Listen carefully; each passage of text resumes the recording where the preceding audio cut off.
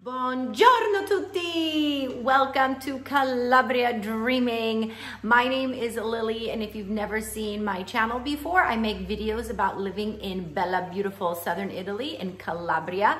And today's video is all about the very big differences between parenting in Calabria versus the rest of the world, okay? Specifically the United States and the rest of Europe, as I see it.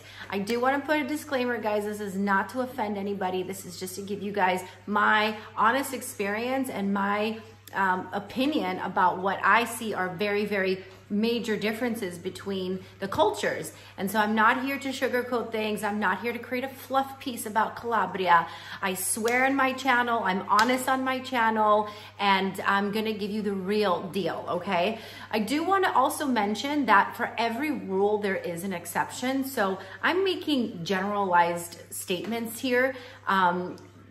But there are always going to be pockets of people that don't adhere to those generalizations, okay? So I don't want to make it seem like all people do this stuff here, but it is like shocking the differences between the cultures, okay? So as some of you guys may know, having watched my channel, I have a 4-year-old baby boy. He's not a baby anymore, but I call him a baby boy. His name is Sunny. And, you know, I'm a first-time mom, and I was a mother in California. We lived in Burbank, and then I came here when Sunny was almost 3 last year. And there's some very big differences between the cultural parenting styles. So I wanted to get into it today and just kind of prepare you. If you guys are thinking about moving to Calabria with your children, I want to make this video for those parents that are thinking about coming here who have young kids.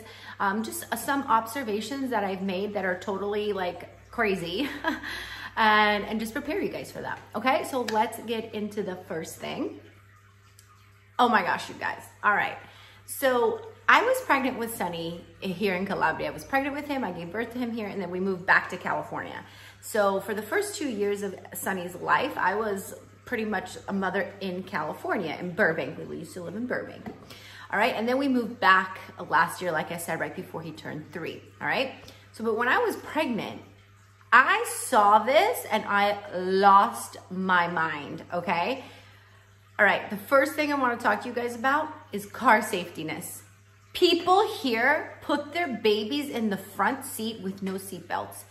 And I'm not just talking like big kids. They will put a car seat facing forward with their little babies in the car seat. It's like mind-boggling. And not only that, kids like toddlers will sit in the front seat with no seatbelt.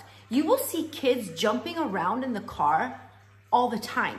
Now, I have traveled a lot and I have seen stuff like this in the past in other places, like in Bali. If you've ever been to Bali, you will see literally like 6 people on a moped, okay? Not only just 6 people on a moped, but the dad, the mom, the 2 brothers in the back, the little baby infant in the front, a dog. Like you will see crazy, crazy, unsafe ways of transportation in other parts of the world. Here in Calabria, it's shocking. It is shocking in the beginning when you see your kids not strapped into their car seats in the back. In America, we're pretty freaking anal about it. In fact, I believe it's illegal for you to have your kid in the front seat up until a certain age. I mean, we're like pretty anal about that. I remember when, after I had given birth to Sunny, I wanted to put him in a car seat because I gave birth to him like 2 hours away in Cosenza, and we had to drive home. And my mother-in-law and father-in-law thought I was crazy for doing this, that I should just put him in a bassinet and let him ride home. And it was like a big point of like, no, dude, I'm putting my kid in a car seat. So anyways, I remember seeing this when I was pregnant, and I remember like stopping people and being like, what are you doing? This is so unsafe. Cut to today, okay, I do let Sunny sit in the front seat with me on our way home from school. We live 2 minutes away from where he goes to school, and we are on country road, so it's not like he's on the freeway or anything like that. So I have softened up to this a little bit. It's just a lot more convenient. Look at my kitty. Come here. This is our newest addition to the family. Her name is Cookie. She's so cute. What are you doing? What are you doing? Sunny named her Cookie because his nickname in school was Cookie. Anyways, so I do allow him on occasion to sit in the front seat with me on our way home from school and stuff like that. So I have softened, but in the beginning, when you first see this, it's crazy shocking. You're just like, what is happening? And I'm talking little babies too. A lot of people have very small cars here, you know, because gas is so expensive. I think it's like $8 a gallon. Okay, so if you're complaining about how much you're paying for gas in the United States, trust me, it's not as bad as it is here in Italy. So a lot of people have like smart cars or, you know, like smaller micro cars. Cookie, stop it. They have smart cars. And so they have no choice but to put their kids in the front seat. But my natural instinct when I first saw this was just like shock and horror. I could not believe it. And it happens all the time. All you Calabrian people know that this happens. You will see kids bouncing around in the back seat with no seatbelts on the freeway. Like, it's shocking. And you will see kids sit in the front seat that are like little goobers sitting in the front seat. Sometimes they wear seatbelts, sometimes they don't. And sometimes you'll see several kids sitting in the front seat, like brothers and sisters and stuff, sitting in the front seat. It's shocking in the beginning. So I'm just preparing you. If you do move here and you have kids, this is totally acceptable. Nobody even bats an eye at this. And I really had a hard time coming to accept this. And now I'm kind of a little bit more easygoing about it. And I do let Sunny sit, especially if we're just going to the beach or if we're just going to drive to the grocery store really quickly. I'll just be like, hop on in, kiddo. But I always put a seatbelt on him. And, you know, I teach him to like take it seriously that he's sitting in the front. But yes, it is real. It is true. People are very, very lax when it comes to kid card safety. It is what it is, okay? Number 2. Oh my gosh, you guys. The diet for kids here. All right, so if you haven't been to Italy before, you would not know this, but Italians literally eat dessert for breakfast. It's crazy. Normally for breakfast, what you have is a cornetto, which is like a croissant, and it's usually filled with some sort of cream or cream of pistachio or chocolate or Nutella. They have like fillings in them. You will have one of those for breakfast, which is like full of sugar, and then you go on your day. And kids eat this way here. There's no cereals, there's no scrambled eggs, there's no oatmeal, there's no yogurts, parfaits, nothing. They literally eat Kinder bars, or Kinder cookies or Nutella something. It's shocking. Like as a mom from the United States, I mean, Sunny has been pretty healthy his whole life. We started him on green smoothies when he was like 1 or 2. He loves that, you know, fruit smoothies, and he eats some cereals sometimes like muesli or something like that. But generally speaking, I try to curb his sugar as much as I possibly can. I definitely don't want him eating, you know, a bunch of Nutella in the morning, but that is totally normal here. People give their kids so much sugar in the morning. And for me, when I first moved here, I was like, absolutely no, Sunny's not eating that. And I'm pretty firm on that still. Obviously, when he goes to like Nona's house for the weekend or something, I'm not going to try to like control that situation too much, but I definitely am very strict when it comes to his sugar intake. But here, it's totally acceptable for your kid to have a huge croissant with pistachio cream in it, go to school, eat more cookies, have like so much sweets in the morning. It's really shocking.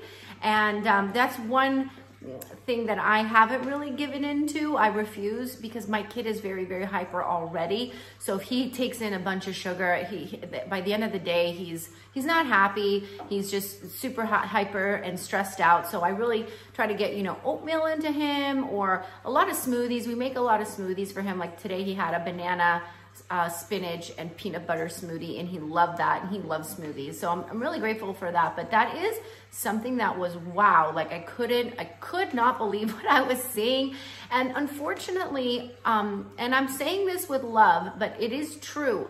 I have seen so many kids under the age of 6 that have completely rotted out teeth.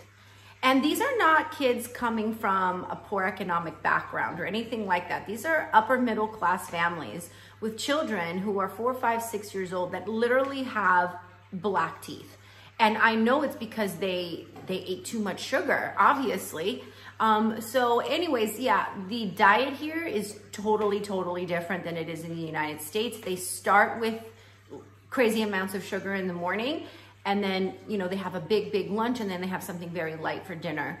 But it is shocking when you see how much junk food, not junk food, but cookies and sweets these kids eat in the morning. I was really, really like flabbergasted. All right, next thing I wanna go over is, oh my gosh, you guys, this is another point that I am not gonna change my opinion on, is the sleeping schedules in Italy. So here in Calabria, everybody goes home for lunch from 1 until 4. All the stores shut down, even businesses, offices, they shut down. You go home, you cook lunch, you eat your lunch, you have a little nap, and you come back at 4 until 8. That is the normal schedule that things run on here. And the kids come home from school around 1 or 2. And it is very, very normal for the kids, to, even like bigger kids, to nap from like 1 until 4. It is very hard for me to accept this, because when it's a beautiful freaking day out and it's 4 o'clock in the afternoon, I am used to seeing kids at the park playing, being active. No, here it's a dead zone before 4 o'clock. You won't find anybody outside, not even kids, because they sleep. So we have a neighbor. They're wonderful. They're very good friends of ours. And Sunny and our neighbor's kid, Luca, who's the same age, they play all the time. After Sunny and me have lunch around 2 o'clock, we're ready to go. We want to go to the beach. We want to go to the park. We want to go do stuff. Here, there's nothing. And we will go ring on their doorbell. And Luca's sleeping. We have to wait for him to wake up until 4.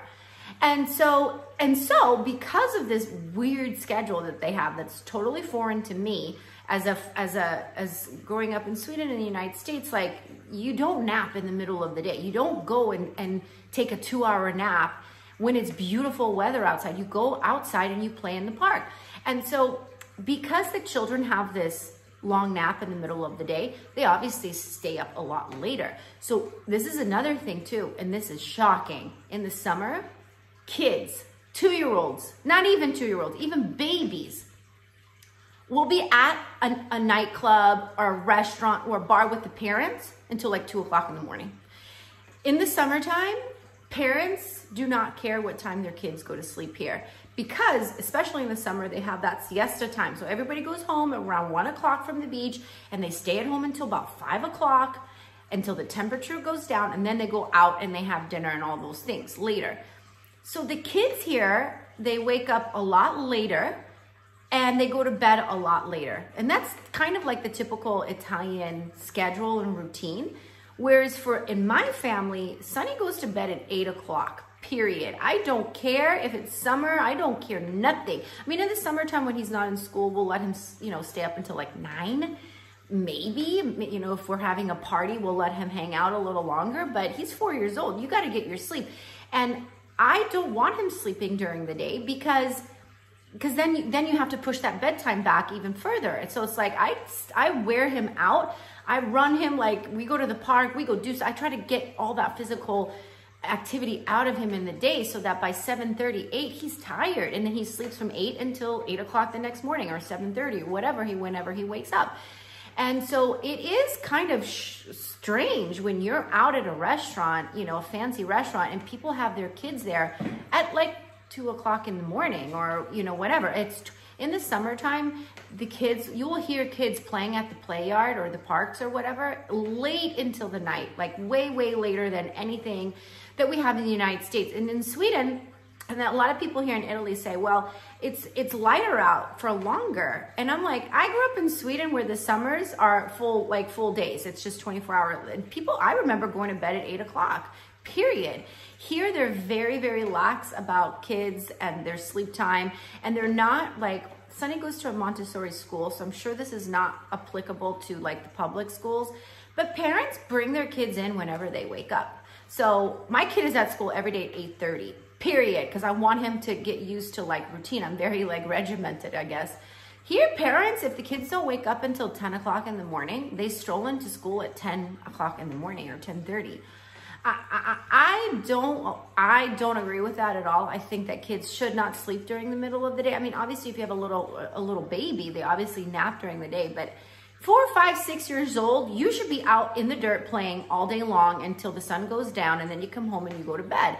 Here, it's not like that. People allow their kids to stay up basically until they pass out. And this is like widespread. It's not just like one pocket of people. It literally, like the entire town is like that, and it's totally normal. So major difference in the United States and in Sweden. Like, kids have a specific bedtime. They don't just get to stay up as long as they want to. Cookie? Right, moving on. My kitty is wants to be a part of the video. All right. Oh, yes. Oh my gosh. This is a huge cultural difference. So, kitty, cookie. Oh my gosh. Smoking. All right. So, if you've ever been to Italy before, you're probably familiar with the fact that a lot of people smoke here. All right. And it's true in all of Italy, people are smokers. It's way more accepted here. In California, like, you would be shunned for life if anybody knew that you were a smoker, right? A smoker of cigarettes, not for the other. In California, that's totally acceptable. That is definitely a different cultural difference, right? But here, people smoke. It is what it is. People smoke all over the damn place. What I find shocking here is that people smoke cigarettes in front of their kids. Not only do they smoke in front of their kids, they will light up at the park. I was so surprised when I saw this in the beginning. Moms with their strollers smoking cigarettes. Moms at the park, their kids are playing, they're talking with other moms, and they're standing there smoking. Like, I'm not judging people who smoke. I've smoked. I'm not judging whether you should smoke or not. I just personally feel like you should not smoke right in front of your kid's face. Definitely I don't want my kid to ever see me smoking. Like, I would never want to put that seed in his head, because clearly if he sees mommy and daddy smoking, he might do that later in life. And I would hate for my kid to be a smoker. But here, it's 100% acceptable. And not only that, I have a friend who was pregnant, and we would go have coffee once in a while or whatever. And people see her with her big belly and they smoke in front of her face. Like, there's no rules when it comes, there's no etiquette. People smoke wherever they want, at the park, in front of their kids. In fact, and this is the truth, this is my experience. I have several friends, who are still breastfeeding, and they will smoke right before they breastfeed. And they drink here too. So it's very lax, like, the judgment on that here. People don't even seem bothered. Like, it's so accepted here to smoke wherever you want, even at your kid's park, even like in front of your kids, even if you have a little baby and you're breastfeeding. People smoke here. It is shocking. It is shocking in the United States, in California and Los Angeles. I remember one time my sister came to visit me. She's from Poland, right? And she was smoking all the time, and people like told her, even outside, you can't stand on this block and smoke, because they were so offended. Smoking is so taboo in the United States. Like, you do not smoke. It is frowned upon. It is disgusting. And you would never, I have never seen this in the United States. I have never seen parents smoking at a children's play park, ever. Here, that is totally something that happens all the time, all right? So prepare yourselves. Don't immediately judge it. You know, it is what it is. If it bothers you, you can just ask, you can just move, or say, hey, do you mind not smoking that in front of my kid? But that would be frowned upon. People would frown upon you for saying something like that. So anyways, totally shocking in the beginning. Oh yeah, so this is another thing about parks. Okay, so I had my sonny boy. We lived in Burbank, okay, for 2 years when we lived in the United States. I would go to the park, throw on my sweats, throw on my flip-flops, put my hair up in a bun, you know, no makeup, go with my, Starbucks coffee and go to the park. That's what you do as a mom. Here, these bitches are fucking dressed every day to go to the park. Because they have, like, white shoes, heels. They will wear heels to the park. I've never seen moms, unless you're coming straight from work, you're coming to pick up your kid or something like that. Moms here do not wear mom clothing. Moms here use the park as like a fashion model, a show.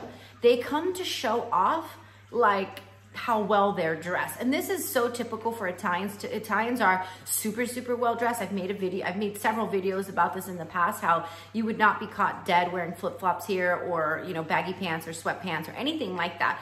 But it's more shocking as a mom, because coming from LA, I was just so used to like not being kind of safe with my mom friends. Like, you know, you meet at the park and you talk about motherhood, and you're just like, you know, in your Juicy Couture sweat tracksuit. Here, that never happens. They are very, very well dressed, as well as they dress their children like fashion models at the age of 2. My kid, I don't care what he wears. I don't want him to care what he wears.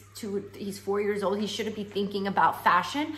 Kids here will have, like, you know, the cool Adidas that are all white, and, you know, the matching Moschino, like they're super well dressed here. And then they go get dirty, and then the parents are like, oh my God, you got dirty. I'm like, yeah, but let them be a kid. When you're 3 years old, you should be playing in the dirt. Here, they're very well dressed. Kids come to the park like full, you know, with the matching scarf and the matching everything. Like it was a shocker for me how well dressed the moms are at 8 o'clock in the morning at the damn park with all their jewelry and things on, smoking a cigarette, and their kids are totally super well dressed. And my kid is just like in tie-dye, and his hair is like, not, you know, like, I don't want him to be focused on his appearance right now. I want him to focus on just like discovering who he is. So anyways, yes, the children and the moms are extremely well dressed all the freaking time. And it kind of annoys me because I just don't want to focus on that with my kid. So anyways, big shocking difference. Last thing I want to talk to you guys about, which was super confusing to me in the beginning. How can I put this? People are not very friendly here, okay? I'm not saying that Calabrian people are not friendly. Calabrian people are the friendliest people in the world. But when it comes to children, or like, let's say you're walking down the boardwalk and you see a brand new baby in a stroller. I can't tell you how many times I would go up and be like, oh, what a beautiful baby. They don't like it here. When Sonny goes and says hi to people, because Sonny's super social. He's just like me. He likes to talk to people, and his daddy talks to everybody. He'll go up to people on the lungomare, and he'll be like, hi. He talks to people. 50% of the time, people won't respond to him. It's really rude. And if coming from LA, I thought that was extremely rude. And I actually bitched some people out. I said, my kid is saying hello to you. Do you mind like responding to him? Because they won't even acknowledge him sometimes. It's not all the times.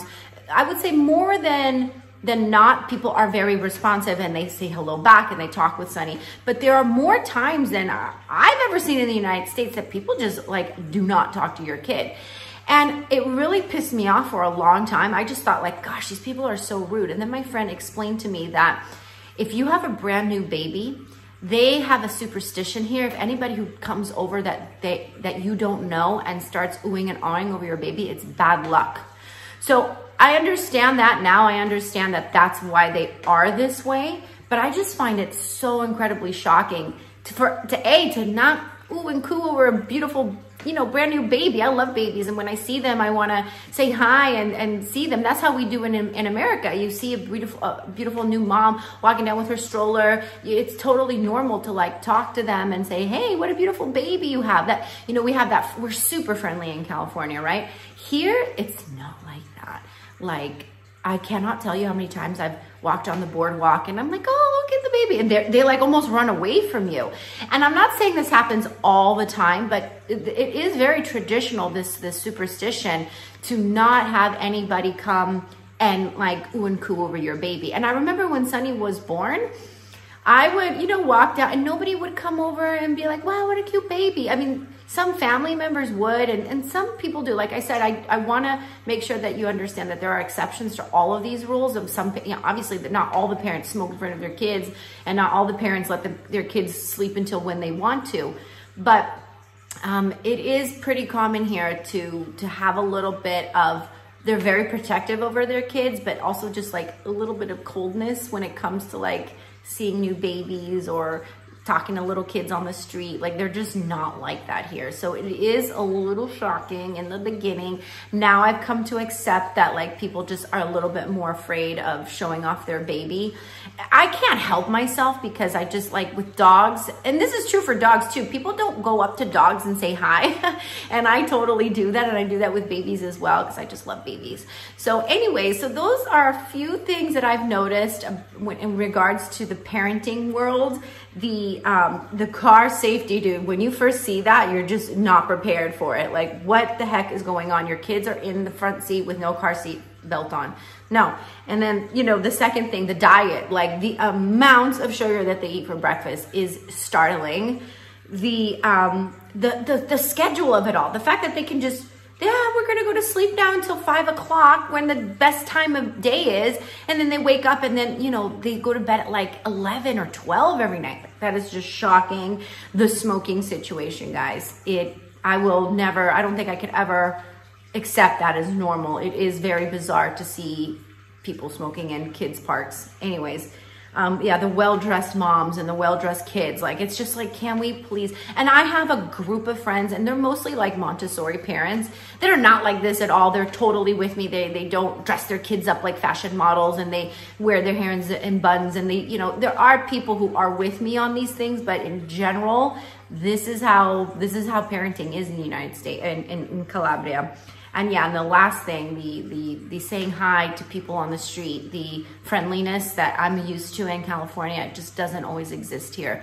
So anyways, if you have children and you're thinking about moving to Calabria, I could make a longer video about the amazingness why you should move here. There's so many great reasons to move to Calabria: the beach, the nature, the food, the great amazing food that we do have here, and just the safetyness of it all. So I'm sharing these things with you because they're shocking, but overall, Calabria, there is no better place to be in the world, in my opinion, if you have little kids and you want to raise them right. Calabria is really, really wonderful for that. So hope you guys enjoyed this video. Let me know what you think in the comments below. If you have any like weird cultural differences where you live, please let me know. I'm always curious.